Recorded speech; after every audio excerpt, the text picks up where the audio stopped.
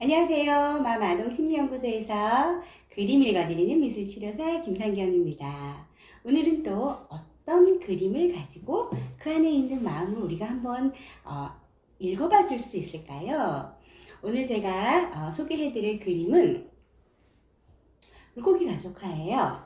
우선 먼저 좀 이렇게 가깝게 확대해서 여러분들한테 좀 먼저 보여드리고 그리고 그림에 대해서 설명을 해드리겠습니다.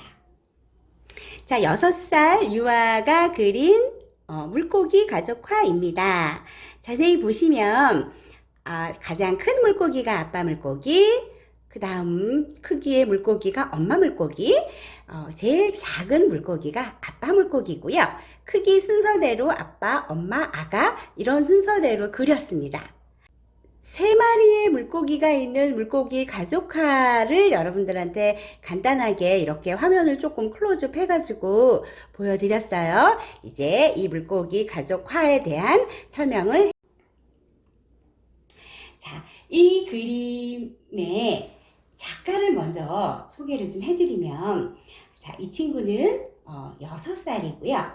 아빠, 엄마, 나, 남동생 그런 4인 가족의 가족 구성원을 가지고 있는 친구예요. 남동생은 4살입니다. 그러니까 이 친구는 6살이고 남동생은 4살이고 2년 터울, 예, 2년 터울에 남동생이 있는 그런 여자친구가 그린 물고기 가족화예요. 이제 이 그림을 제가 선정한 이유를 설명을 드릴게요.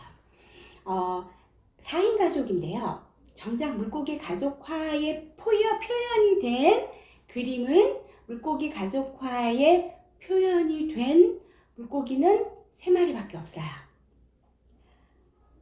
이제 제가 왜 선택했는지 자, 원래 우리 식구는 4명이야.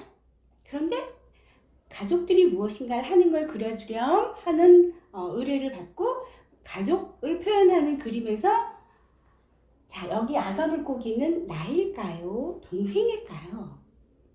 제가 물어봤어요. 그랬더니 동생이래요. 그럼 이제 궁금해져야 돼요. 어떤 점이 궁금해져야 되냐면 이 친구는 자기를 안 그렸구나. 왜 안 그렸을까? 이제 이게 궁금해져야 돼요. 예. 제가 이 물고기 가족화를 설명하기 전에 재미있는 부분이 좀 있는데 첫째요. 첫째는 처음에는 외동이었겠죠. 처음에는 외동이었다가 시간이 지나서 첫째가 됐어요. 그 얘기는 동생이 태어났다는 얘기고, 그러면 처음에 외동이었다가 동생이 태어나서 첫째가 된 아이의 심리는 어떤 심리일까요? 프레드 아들러라고 하는 학자는요, 그 심리를 어디에 비유했냐면 폐위당한 황제에 비유를 했어요. 와우, 세네요. 그죠? 모든 걸 다 누리고 모든 권력을 다 손에 쥐고 있던 그런 황제가 폐위를 당했어요. 어느 날 내 뜻과 상관없이 내 의지와 상관없이 나의 위치와 나의 지위가 달라졌죠. 그런 상황을 첫째의 심리 상태에 비유해서 설명을 해주고 있습니다. 굉장히 적절하기도 하고 정말 예리한 설명인 것 같아요. 폐위를 당할 수밖에 없는 그런 첫째의 마음이 표현된 물고기 가족화이기 때문에 제가 오늘 이 그림을 소개를 합니다. 가족 안에 자기 자신을 그리지 못했다고 하는 거는 정말 폐위된 그 황제의 마음이 고스란히 드러났다고 해석이 되셨어요. 이제 자기 자신이 없는 우리 가족의 어항을 표현을 했으면 그럼 이 친구의 정서 상태는 지금 어떤 정서 상태일까요? 저는 이 그림을 그린 유아가 처음에 물의 양을 표현하지 않았고 그림을 다 그렸다고 그래서 제가 좀 의도적으로 어항 속에 물은 얼마큼 있을까? 의도적으로 좀 물어봤어요. 그랬더니 그제서야 생각났다는 듯이 이제 물을 표현을 했는데요. 그런데 제가 이 투사 검사를 하기 전에 이 유아가 선택할 수 있는 그림 도구를 좀 다양하게 앞에다가 놓고 그림을 그리도록 유도를 하는데, 보통은 색연필, 크레파스, 사인펜, 유성펜, 뭐 요 정도의 연필, 요 정도의 그림 도구를 앞에다가 놓고 이제 마음껏 골라서 쓸 수 있게 그렇게 환경을 만들어주고 그림을 의뢰를 하는데, 이 친구는 색연필을 제일 처음에 골라서 색연필로 색칠을 했는데, 그리고 내려놨죠. 다 그렸다고. 근데 제가 물을 조금 이렇게 툭 하고 건드려 주니까, 그러면서 선택한 그림 도구가 사인펜이었어요. 사인펜으로 이렇게 물을 최선을 다해서, 사인펜으로 이 정도의 분량이 색깔이 나오는 거는 꽤 오랜 시간 노력을 해서 물을 표현한 거거든요. 그리고 여기 일부분, 아랫부분에 물을 거의 표현을 하다가, 헤엄을 치니까 위에도 물이 있지, 그렇게 해서 위에도 물이 있는 걸로 이렇게 표현이 되졌어요. 그래서 언뜻 보기에는 그림이 뭔가 낙서했나? 대충 아무렇게나 막 끄적였나? 뭐 이런 걸로 보여질 수 있는 그림이었지만, 이 친구는 낙서도 끄적임도 아니고 물을 표현한 거거든요.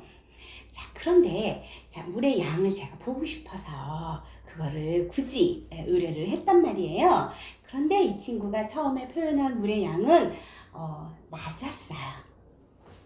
제가 왜 물을 굳이 의뢰를 했냐면, 이 친구의 정서 상태를 한번 가늠해보고 싶었거든요.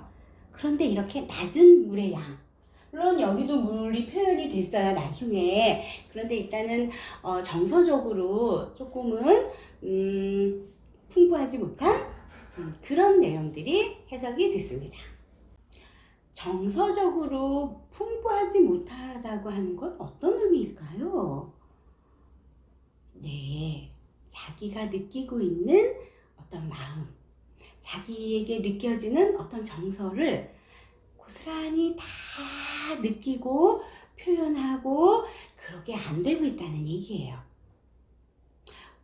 화가 난 건지, 아니면 짜증이 난 건지, 아니면 슬픈 건지, 이게 구별이 잘 안 되고 있다는 얘기로 저는 해석이 되졌고요. 그리고 실제 이 친구가 왜 심리검사를 받았을까요? 맥락 없이 울음으로 모든 문제를 해결하려고 하는 태도를 보였기 때문에 부모님이 이유와 원인을 알고 싶어서 이제 심리 검사를 의뢰를 하셨거든요. 그래서 이 친구는 정서적으로 좀 이렇게 메마르다고 해야 되나요? 정서적으로 풍부하지 못한 정서감을 지금 가지고 있어서 자기가 느끼는 정서를 그게 뭔지 본인도 모르는 거죠. 그런 상태가 해석이 되져서 폐위된 황제의 심리로 폐위된 황제의 정서 상태, 뭐 이런 것들을 부모님하고 대화를 나누었던 그런 사례의 그림이에요.